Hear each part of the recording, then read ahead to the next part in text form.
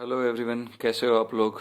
आशा करता हूँ आप सभी ठीक होंगे। तो मैं परविंदर सिंह आज आप सभी को एक म्यूज़िक में इम्पोर्टेंट टॉपिक पढ़ाने जा रहा हूँ, जिसे कहेंगे हम सारणा विधि। आप सभी लोगों ने सुना होगा कि भरत मुनि ने प्रमाण श्रुति जो है वो सारणा विधि से समझाई थी। तो ये सारणा विधि है क्या, है ना। तो उसके बारे में ये सवाल उठते हैं, तो मैं आज आप सबकी कन्फ्यूज़न दूर करने के लिए आया हूँ और एक छोटी सी कोशिश है, जितना मैंने पढ़ा है सीखा है अपने सीनियर्स से और बुक्स में से, तो उसके आधार पर मैं आज आपको समझाने जा रहा हूँ। आप सभी को ये तो मालूम होगा कि संगीत के अंदर 22 श्रुतियाँ हैं, और आजकल हम जो श्रुतियों के बारे में पढ़ते हैं वो भरत मुनि ने ही खोजी थी। तो देखिए, अभी हमने ये 22 गिनतियां लिख ली है, ठीक है। अब भरत ने किया था कि जितनी भी श्रुति, जैसे सा की 4 श्रुतियां हैं, तो उसने सा की जो 4 श्रुति है उसमें स्वर को, है ना, चौथी श्रुति पर रखा था, है ना। लास्ट की श्रुति पर हर स्वर को रखा था। जैसा कि मैंने आपको ग्राम में पढ़ा चुका हूँ, तो इसके ऊपर सा आएगा। रे की श्रुतियां होती है 3, तो 1 2 और ये तीसरे नंबर पर हमारा रे आ जाएगा, ठीक है। फिर गा की श्रुति होती है 2, तो 1 और ये 2 पर हमारा गा आ जाएगा, ठीक है। ऐसे ही माँ की 4 होती है, तो ये 13 पर माँ आ जाएगा मध्यम, ठीक है। और पंचम हमारा आ जाएगा 17वीं श्रुति पर, ठीक है, पा। दा हमारा 22वीं श्रुति पर आ जाएगा, धैवत। और नी जो है हमारा 22वीं श्रुति पर आ जाएगा। ये देखिए, नी जो है हमारा ये 22वीं श्रुति पर आ गया, ठीक है। ये हमारा एक श्रुतियों का स्केल है जो आजकल हम पढ़ रहे हैं। तो देखो, सारणा जो थी भरत मुनि ने 4 स्टेप में की थी, है ना। प्रथम सारणा, द्वितीय सारणा, तृतीय सारणा और चतुर्थ सारणा, है ना। तो अब देखो क्या किया था भरत मुनि ने सबसे पहले 2 वीणा ली थी। एक वीणा थी चल वीणा, ठीक है, चल वीणा। और दूसरी ली थी अचल वीणा, ठीक है।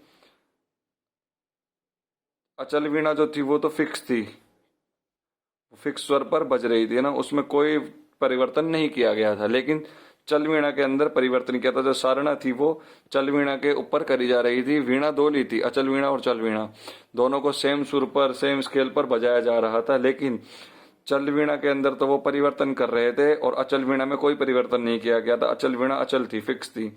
तो भरत ने क्या किया, सबसे पहले सा से पा का संवाद करवाया। सा और पा को जब एक साथ बजाया, तो देखो सा से पा की दूरी कितनी है, 1 2 3 4 5 6 7 8 9 10 11 12 13। तो प्रथम सारणा में यह हुआ था कि उसने सा और पा का संवाद करवाया था, सा पा का। तो 13 श्रुतियों का इसमें गैप निकला, ठीक है। अब उन्होंने क्या किया, सा से मध्यम का संवाद करवाया, है ना। तो देखो मध्यम से 1 2 3 4 5 6 7 8 9, सा से मध्यम का संवाद करवाया था जब 1 2 3 4 5 6 7 8 9, ठीक है, 9 पर निकला। अब उन्होंने क्या किया, तीसरा संवाद करवाया रे से पा का। जब उन्होंने रे से पा का संवाद करवाया, तो यहाँ पर बहुत कुछ अजीब सुनाई दिया उनको। देखो 1 2 3 4 5 6 7 8 9 10, रे से पा का जब संवाद करवाया था तो रे से पा की दूरी थी 10, ठीक है। लेकिन संवाद करवाते वक्त उनको रे से पा की जब दूरी करवाई गई संवाद, तो पंचम जो था वो रे के साथ कुछ अच्छा नहीं सुनाई दे रहा था, मतलब ट्यूनिंग कुछ अजीब ही सुनाई दे रही थी उनकी। तो उन्होंने क्या किया, पंचम को एक स्वर नीचे उतार दिया।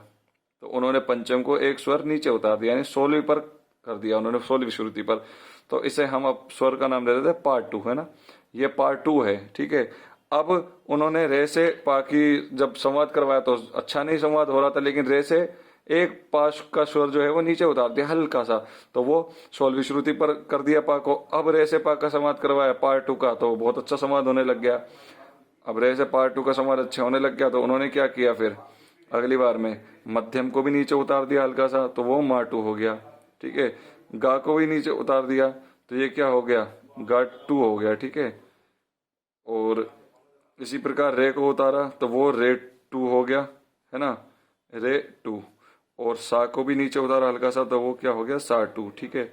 और इसी प्रकार धा भी सेकंड नंबर पे हो गया, धा 2, और नी भी टू हो गया, ठीक है, सारे स्वर नीचे उतर गए, है ना। अब देखो आप इसके अंदर, अब प्रथम सारणा में ये हुआ। अब देखो द्वितीय सारणा में क्या था कि देखो नी से एक स्वर नीचे उतरा, नी टू हो गया।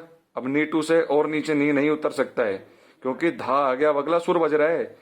तो उन्होंने क्या किया, नी को यथावत रखा, यानी कि नी के जो स्थान थे वो दो फिक्स हो गए, एक और दो, दो से ज्यादा नी को उतार रहे थे तो वो अलग स्वर पे जा रहा था, यानी कि उन्होंने नी की दो श्रुति मान ली, ठीक है।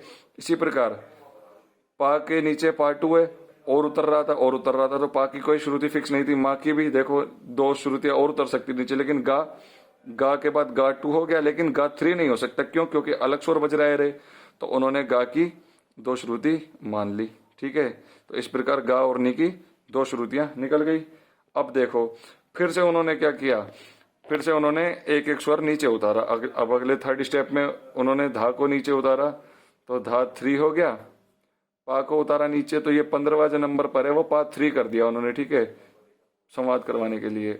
और मध्यम को नीचे उतारा तो ये मा थ्री हो गया, ठीक है। इसी प्रकार रे भी थ्री पे हो गया, रे थ्री, और ये सेकंड नंबर पर क्या हो गया, सा थ्री, ठीक है। इनको नाम दे रहे हैं हम स्वरों को, ठीक है।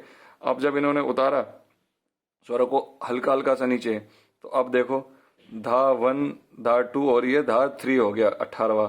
लेकिन धा थ्री से नीचे धा फोर नहीं आ रहा, क्योंकि पंचम स्वर आ गया, अगला नेक्स्ट स्वर आ रहा है। तो धा के 3 स्थान फिक्स हो गए। उन्होंने फिर धा के 3 स्थान फिक्स मान लिए कि भाई धा के 3 ही स्थान, इससे नीचे धा को नहीं उतारा जा सकता। अब देखो इसी प्रकार रे का, रे वन, रे टू, रे थ्री, रे फोर नहीं हो सकता, क्योंकि वो अलग स्वर बन गया, वो सा बन गया, इसलिए उन्होंने रे को नीचे नहीं उतारा। रे के भी इस प्रकार उनको श्रुति मिली, 3 श्रुति है रे की, ठीक है।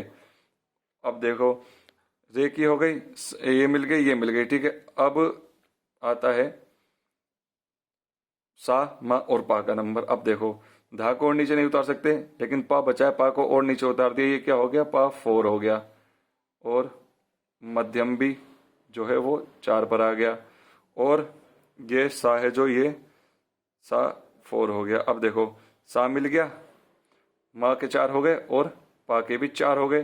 क्यों हो गए, क्योंकि पा से नीचे उतार रहे हैं, पा को पा 5 कर रहे हैं, तो नहीं हो रहा, क्योंकि अलग स्वर बच गया, वहां पर बजना नहीं चाहिए, अलग स्वर, स्वर वही होना चाहिए। तो पा से नीचे उतार रहे हैं, पा 4 से पा को और नीचे उतारेंगे तो अलग स्वर पे जा रहा है। ऐसे ही माँ 4 को नीचे उतारेंगे तो वो गा में जा रहा है, और सा को उतारेंगे तो वो निषाद पर चला जाएगा। देखो ये देखो, पा से उतारेंगे नीचे तो हम, ये माँ पर जा रहा है, और माँ को उतारेंगे तो गा पर जा रहा है, और सा 4 को उतारेंगे तो वो निषाद पर जा रहा है, ठीक है। तो इस प्रकार इनको सा, माँ और पा की कितनी हो गई, 4 4 और 4 श्रुतियां मिल गई। देखो 4 4 4, इसी प्रकार 4 स्टेपों में सारणा की थी। प्रथम सारणा ये द्वितीय थी, ये तृतीय थी, और ये चौथी सारणा थी, चतुर्थ, ठीक है।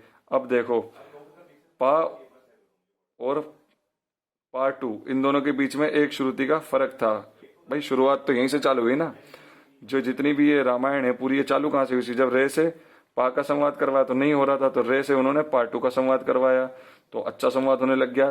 तो उनको पता लगा कि इन दोनों के बीच में भी एक श्रुति है, पर वो मिली नहीं, तो उन्होंने इसको क्या मान लिया, प्रमाण श्रुति मान लिया। ये थी प्रमाण श्रुति, है ना। और जो ये विधि है, पूरा ये जो स्केल समझाया था कि इन्होंने श्रुतियां कैसे खोज करी 22 श्रुतियों की, ये विधि सारणा विधि कहलाती है। इन्होंने ये एक नई विधि भी खोजी, ये नई श्रुति यहाँ पे खोजी, प्रमाण श्रुति। तो वो श्रुति, प्रमाण श्रुति जो है वो भी उन्होंने इससे खोजी थी, सारणा विधि से। तो ये इतनी सी सारणा विधि है, आप लोग इसको समझ सकते हैं अच्छे से। ये मैंने बहुत इजी मेथड में समझाने की कोशिश की है।